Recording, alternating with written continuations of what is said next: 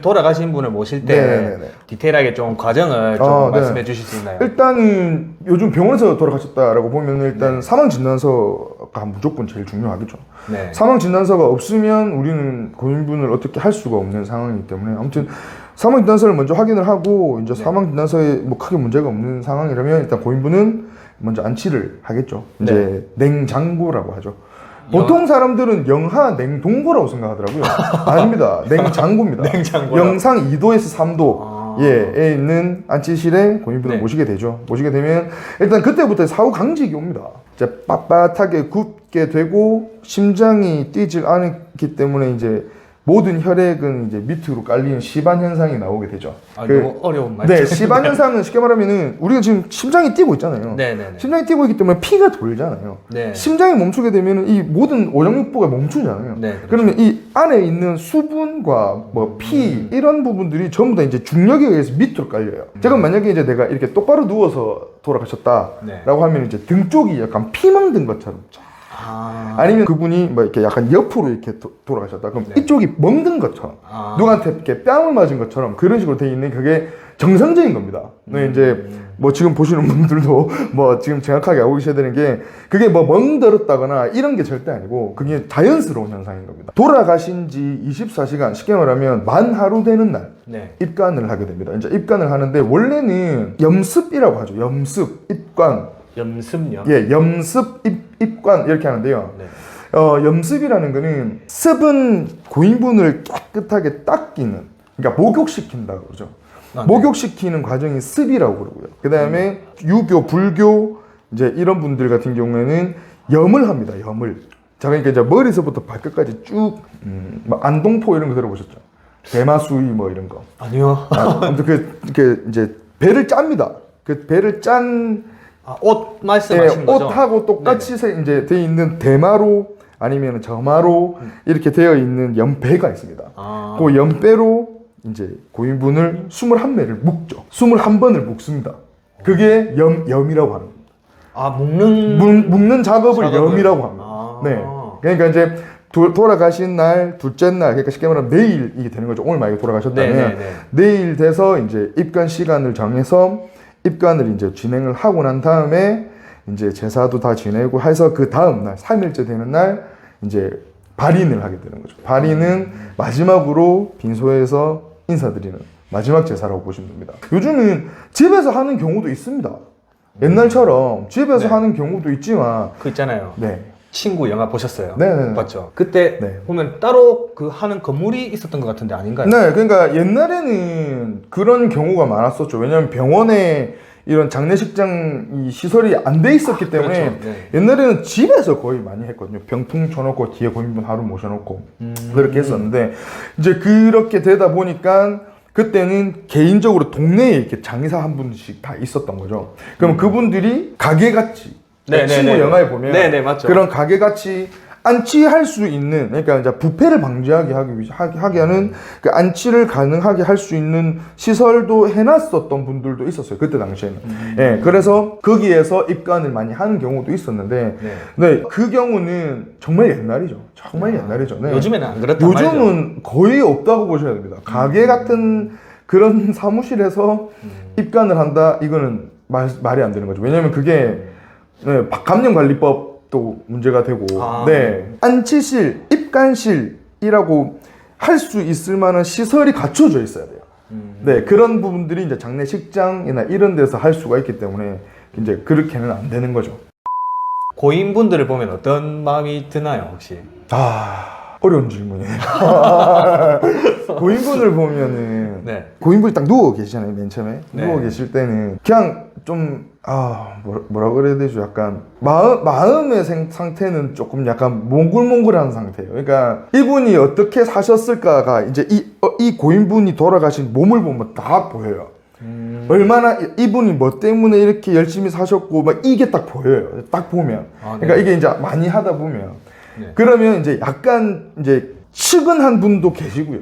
네. 근데 진짜 정말 열심히 잘 사셨구나 하는 분들도 계시고, 그래서 고인분을 뵈면 일단 이 인연은 보통 인연이 절대 아니기 때문에 이 인연으로 아버지, 어머니 제가 어떻게든 열심히 해드릴게요. 그러니까 이 마음이 제일 크죠, 고인분을 보면. 네. 근데 약간 마음이 딱 갔을, 맨 처음에 고인분을 딱 모셨을 때는 조금 아직까지는 마음은 조금 그래요. 아유, 약간 이런 경우도 있고. 아유, 깨끗하시고 정말 멋지신 분들, 멋쟁이신 분들은 정말 돌아가시기 전에도 딱 자기가 딱 이 깨끗하게 그때까지도 계속 이렇게 이 계시는 분들도 맨날 면도하고 이런 분들 막 있었어요. 티가 나는. 네, 딱 티가 나죠. 근데 딱 그런 분들은 가족만 봐도 알아요. 이 사람들은 내가 지금 이 행위를 하는 모든 것들이 네네. 내가 직업이기 때문에 하고 있다라고 생각을 안 하시더라고요. 정말 감사한 일이죠. 그런 부분들은. 아, 네. 그런 마음 가져야 되는 거 아닌가 싶어요, 근데 참 그렇더라고요. 네, 안 그런 경우도 있죠. 네. 아, 네. 그러면은 나중에 뒤쪽으로 가서 뭐 어차피 네, 이런 부분 얘기하면 될 것 같고. 저는 이해라기보다는 사실 잘 모르는 부분이 상조가 따로 있고요, 맞죠? 네, 맞습니다. 장례 지도사가 또 따로 있나요? 상조는 쉽게 말하면은 장례만 하지는 않죠. 그러니까 상조 회사의 개념이 요즘 분들이 좀 엄청 약간 왜곡하시는 부분이 있는 게 상조는 웨딩, 크루즈, 장례 뭐 이런 모든 전반적인 것들을 하는 게 상조 회사인 거고요. 그 상조 안에 장례부가 따로 있는 게 장례 지도사인 겁니다. 그러면 상조 회사에서는 장례 일만 하느냐, 그건 아니기 때문에 이 장례 지도사들은 상조와 계속 같이 갈 수밖에 없지만 개념은 조금 다르다는 거죠. 그러니까 이제 부서 직원 같은 느낌? 제가 질문을 잘못했나요? 그러니까 이렇게 생각하시면 돼요. 상조 회사가 있고 장례식장으로 생각하시면 돼요. 아, 상조랑 장례식장으로 비교를 해야 되는 거예요? 네, 그렇죠. 그러니까 상조는 내가 들어놓아 있는 그 상품으로 하는 거고요. 장례식장은 장례식장을 이제 같이 쓰고 이제 뭐 음식도 먹고 뭐 이런 시설 부분들을 같이 하지만 그 안에도 장례 지도사들이 있거든요. 네, 그러면 이제 이게 상조에서 이쪽 장례식장에서 하느냐, 이 장례식장에서 직접적으로 다 모든 것들 장례식장에서 하느냐, 이 차이예요. 상조와 장례식장, 장례 지도사들은 그냥 일맥상통한 거고요. 약간 이 장례 업계에서 이제 차이를 두자면 장례식장과 상조로 나뉘는 거죠. 아, 네네네. 상조랑 장례식장이랑 이렇게 두 개를 나눠야 되네요. 그렇죠. 근데 대부분의 분들이 요즘은, 그러니까 이건 절대 상조회사를 비하하는 건 아닙니다, 절대. 요즘 분들이 잘못 생각하고 계시는 건 장례식장은 식장만 빌려준다라고 생각하는 분들이 많아요.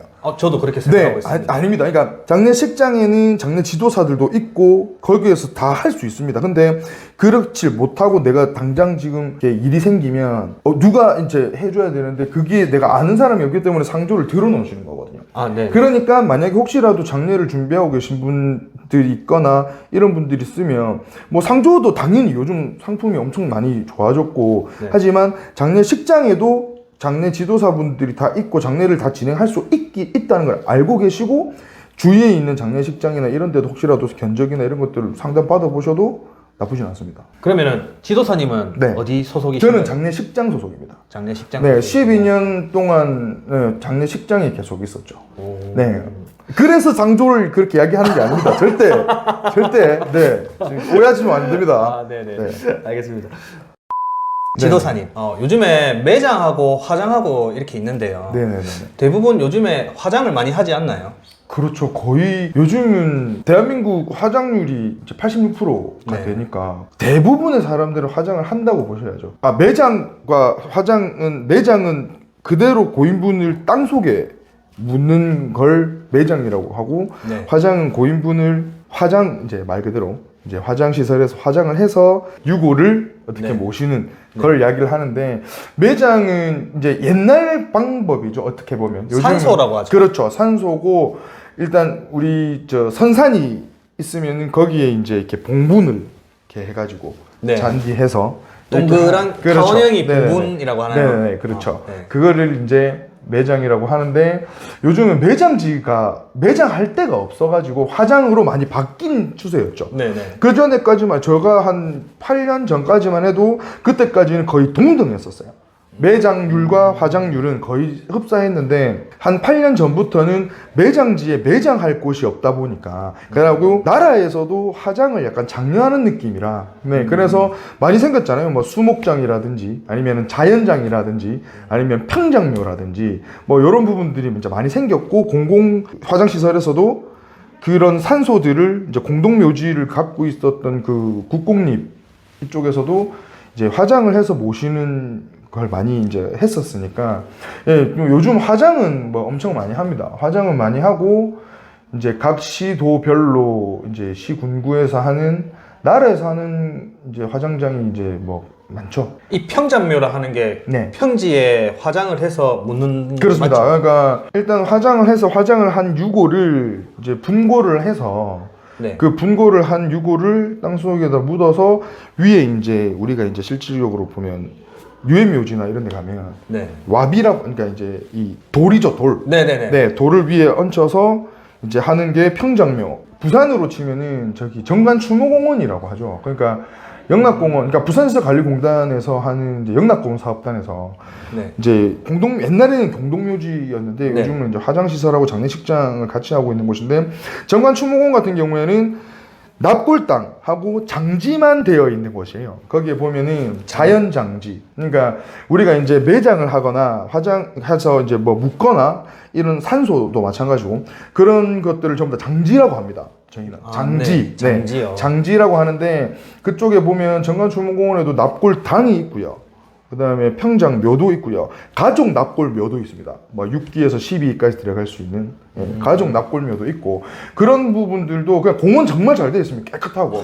네. 뭐 그냥 놀러 가신다 생각하시고 한번, 그러니까 진짜 이 일을 공부를 하고 생각을 하시는 분들이라면 네. 그냥 그런 쪽으로도 한번 가서 한번 둘러보시거나, 엄청 그 설명들이 잘 돼 있거든요. 그냥 공원처럼 잘 돼 있습니다. 그러니까 가셔가지고 한번 보시고, 납골당 같은 경우도 한번 가보시고 하면, 아, 약간 이게 딱 가면 약간 올 거예요. 와닿을 수도 있어요. 내가 진짜 이 일을 할 수 있을까 없을까. 그거부터도. 네. 그게 바로 와요? 네네네. 일단 부산에 사시는 분들이라면은 제가 추천해드리고 싶은 곳이 이제 정관추모공원. 네. 그런 부분을 실습으로 혹시 하시나요? 예, 그 지금 영락공원 같은 경우에는 학교 이제 다니고 있는 친구들도 실습하러 가 있는 경우도 많고요. 네. 그 다음에 뭐, 근데 이제 다짜고짜 가서 실습 좀 하겠습니다. 이거는 안 된다는 거죠. 그건 좀 힘들고. 네. 보통은 이제 학교 출신, 그러니까 이제 학교를 다니고 있는 재학생들이 이제 거의 실습을 많이 갔는데, 요즘은 네, 뭐 학원이나 이런 데서도 충분히 뭐 이런 어떤 연결이 절차만, 되어 있나요? 네, 절차만 좀 하면 하실 수는 있어요.